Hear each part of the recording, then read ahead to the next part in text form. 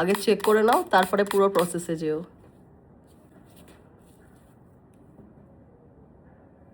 Up close, নাও C,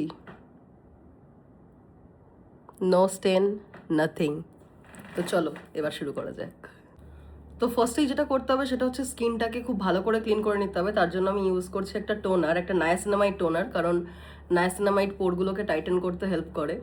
আর এই waterproof মেকআপের ক্ষেত্রে তুমি খুব ভালো করে স্কিন ময়শ্চারাইজ করে প্রেপ করতে পারবে না, so that is important.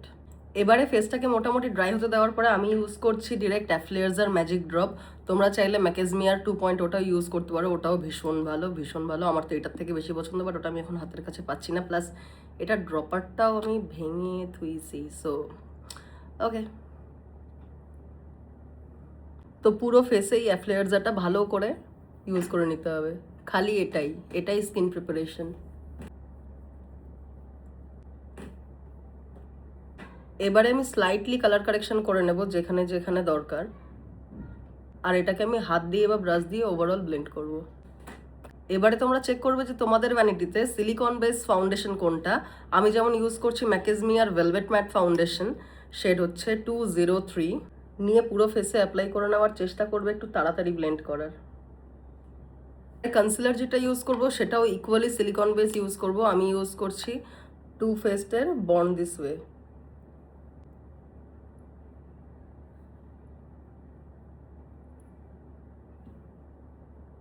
Same goes for the cream blush, and at this point I make myself chutki, but trust the process. Then switch to the cream contour part.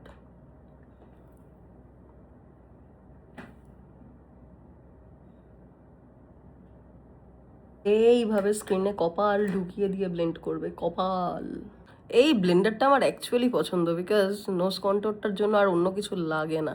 Can you see this? Now এই overall ঘন্টটা যেটা পাকানো হয়েছে সেটাকে জল দিয়েই set করবে। আমি seriously এতে জল রেখেছি, যদিও কৌটোটা পিলগ্রিমের টোনারের শেষ হয়ে গেছে, তাই জন্য এর মধ্যে জলই আছে। So I am just gonna spray it to set the makeup. আর ওয়াটারপ্রুফ মেকআপ করতে গেলে জল দিয়ে সেট করতে লাগে। খুব ক্লোজে দেখাচ্ছি যে আমি কিন্তু জল মেরেছি, বাট বেস কিন্তু এখনো সেট করিনি। তো এই জলটাকে ড্রাই করে নেওয়ার পর একটু হাইলাইটার লাগিয়ে নেবে, কারণ সেট করার পরে হাইলাইটার অনেক সময় বসতে চায় না। সো এটা আগে একটু করে নেওয়া বেটার, পরে আবার করা যাবে। At least this is how I do. এবারে এই বেসটাকে কমপ্লিটলি সেট করার আগে আন্ডার আই পার্টটাতে আমি কোনো একটা টিন্টেড পাউডার কিংবা একটা কম্প্যাক্ট দিয়ে একটু ব্রাইটেন আপ করে নিই, যাতে লুকটা ফ্রেশ আসে। এই পাউডারটার ব্যাপারে কে জানো না? So last but not the least, I mean Minerva powder নেব, পাফে নয় ব্রাশে নিয়ে ওভারঅল প্রেস করব। এটা এত ফাইন যে যতটা আমি মাখি তার থেকে বেশি এদিক সেদিক সেদিক উঠতে থাকে। আই ফিল লাইক একটু ব্লাশ আর একটু কন্ট্রোল তো চাই। একদম শেষে আমি ফিক্স করবো ক্রায়োলনের ফিক্সিং স্প্রেটা দিয়ে। ওভারঅল ফেস একটু দূর থেকে নেবে, স্প্রে করবে যাতে না গেল, কারণ এটার স্মেল আর পুরো অ্যালকোহলের মতো।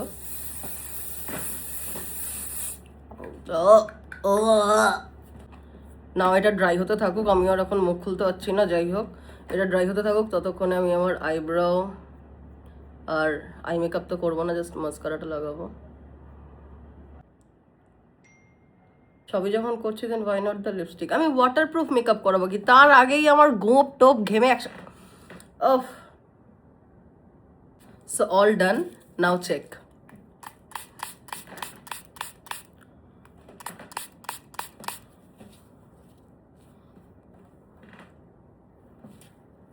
তো বাস এতটাই ইজি ছিল। তো আশা করি এরপরে তোমরা করতে পারবে। Hope this video helps you a lot.